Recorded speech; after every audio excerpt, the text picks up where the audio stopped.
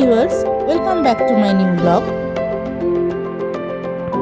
30শে December সকাল সকাল আমি আমার পরিবার এবং বন্ধুদের সাথে বেরিয়ে পড়েছিলাম সুন্দরবনের উদ্দেশ্যে। আমরা এসে পৌঁছে গেছি ক্যানিং স্টেশনে। ক্যানিং স্টেশনের বাইরে গদখালি যাওয়ার জন্য অটো পাওয়া যায়, তবে আমরা গাড়ি ভাড়া করেছিলাম। আমরা যে রিসর্টটি বুক করেছিলাম সেখান থেকেই আমাদের আসা এবং যাওয়ার গাড়ির বন্দোবস্ত করে দিয়েছিল। আপনারা গাড়ি ভাড়া করতে পারেন, তবে এখানে ভাড়া একটু দরদাম করতে হবে। ক্যানিং স্টেশন থেকে গদখালি যেতে সময় লাগে ম্যাক্সিমাম 45 মিনিটস। ডিস্টেন্স হলো 28 কিলোমিটার্স। আমরা সকাল 7:30টায় গদখালি পৌঁছে গিয়েছিলাম। সুন্দরবনে আমরা যে রিসর্টটিতে ছিলাম তাদের সাহায্যেই আমরা ক্রুজটি বুক করি। সুন্দরবনের রিসর্টে থাকা, সুন্দরবন ভ্রমণ, ক্রুজ ভাড়া করা এবং ক্যানিং থেকে গদখালি আসার গাড়ি ভাড়া, এই সব কিছুই আমাদের প্যাকেজ সিস্টেমের ভিতরেই ছিল। আমাদের 1 নাইট 2 ডেজের প্যাকেজ ছিল। এটি হচ্ছে গদখালি লঞ্চ ঘাট। এখান থেকে আমরা ক্রুজে উঠেছিলাম। এটি আমাদের ক্রুজের ভেতরটা। এখানে একটি বসার জায়গা আছে, ওয়েল ডেকোরেটেড। এটি ক্রুজের ব্যাক সাইড।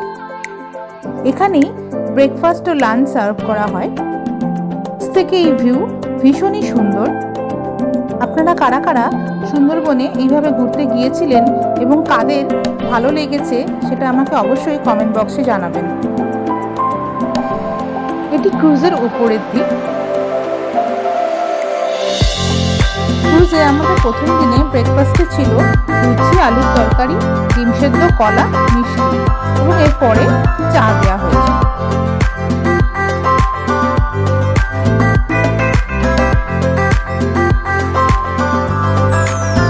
ফুড কোয়ালিটি খুবই সুন্দর ছিল।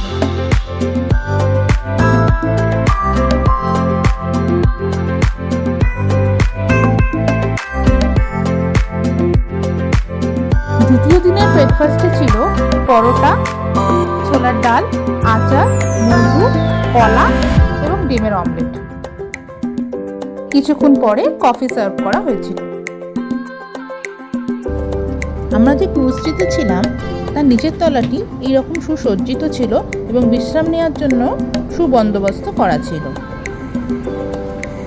ক্রুজে থাকা, খাওয়া সবকিছুর ব্যবস্থাই খুব সুন্দর ছিল।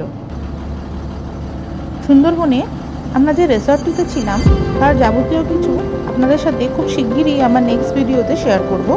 আপনারা প্লিজ আমার এই পেজটিকে ফলো করবেন। আমার এই ভিডিওটি ভালো লাগলে প্লিজ লাইক আর শেয়ার করে দেবেন। সকলকে নতুন বছরের অনেক অনেক শুভেচ্ছা জানিয়ে আমার এই ব্লগটি আজকে এখানেই শেষ করছি। সবাই ভালো থাকবেন, সুস্থ থাকবেন এবং নতুন বছর সকলের ভালো কাটবে।